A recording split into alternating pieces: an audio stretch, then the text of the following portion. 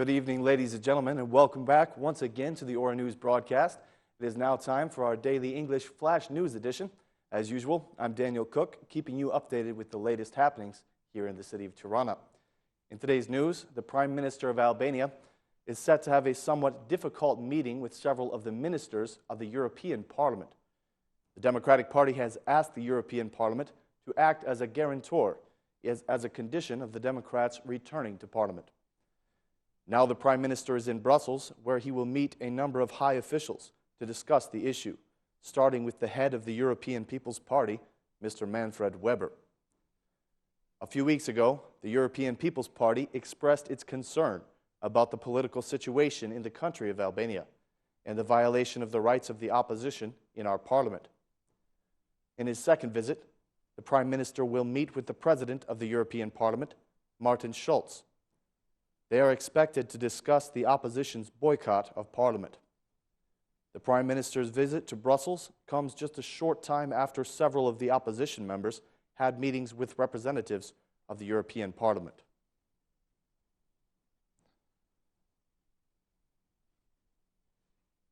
December 8th is being celebrated as the National Day of Youth, and the leader of the Democratic Party paid a visit to the Student City today to speak with the students there. He made the statement that Student City can be seen as the cradle of freedom and democracy. The head of the opposition added that this area is like a holy place, like the Mecca or the Jerusalem of Albania. He said, 24 years ago, students from the University of Tirana rose up against the dictatorship and started a new era for Albania. Their march brought the regime of evil to its knees. The world realized that Albania had a voice of democracy. This is where the dictatorship fell. This is where the youth triumphed. This is where democracy began.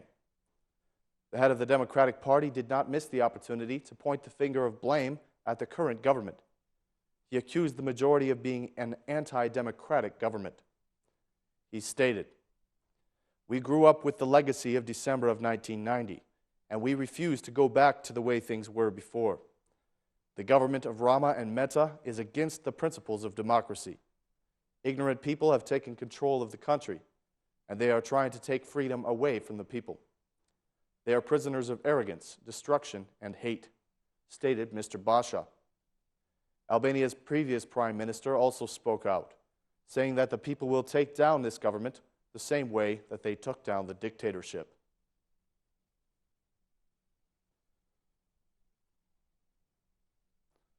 The Prime Minister of Albania, Edi Rama, spoke today in front of a General Assembly that was organized by the United Nations. During his speech, the Prime Minister said that December 8th is the symbolic day of youth because 24 years ago they took down the dictatorship.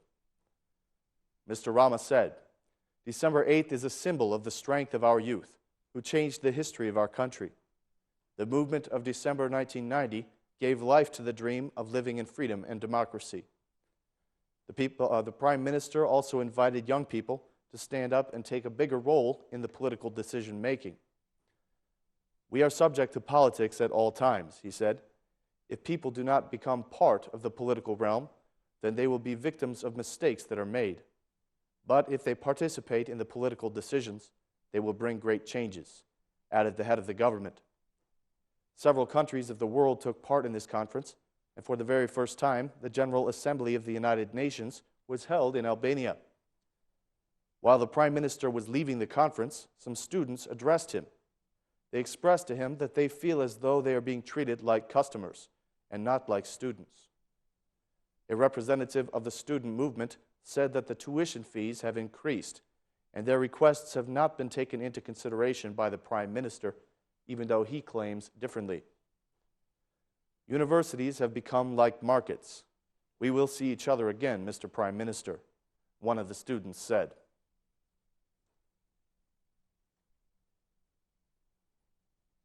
The young people of Albania do not appear particularly interested in playing a bigger role in the political realm. Most of today's youth are indifferent towards politics, while the youth of December 1990 clearly expressed that their dream was to have a free and democratic home. Most of today's youth have not even tried to affiliate with any of the political organizations, because according to them, there is a complete lack of social policies for the youth. There are young Albanians who live abroad and who have played major roles in political organizations. Ediona Pasholari is just one example of these young people. She has been living in Malaysia for the last 15 years and is currently the General Secretary of the World Assembly for Youth. She encourages everyone to be more active and to participate in political decisions.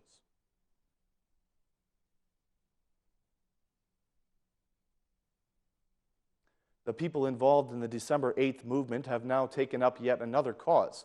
They are appealing for the government to reopen the files from the dictatorship period. Several expert analysts are saying that this is a process that is going to be a condition for Albania to join the European Union. Meanwhile, deputies of the opposition have stated that the people who committed crimes during that time period must be punished.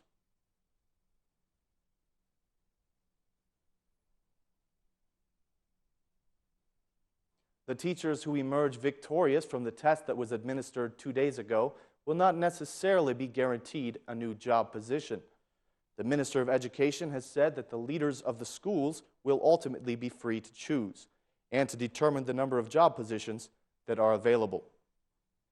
The individual school boards will ultimately have the power to give or refuse jobs to these teachers. The new nominations will be made in 2015 after the Ministry of Education terminates the current contracts with teachers who do not have a proper education. The list of teachers who passed this test will be published on December 22nd.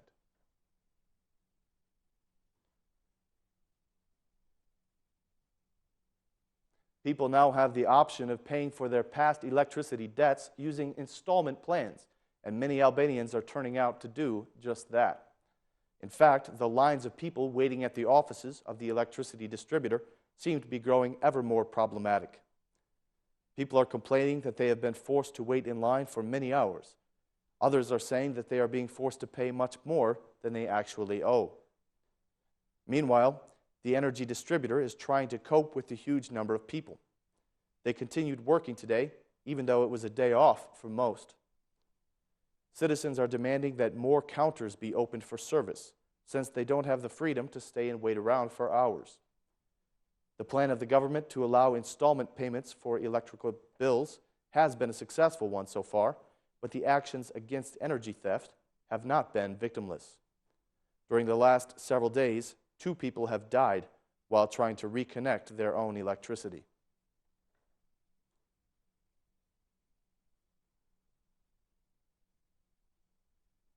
As the holiday season approaches, Tirana has been decked out with holiday decorations.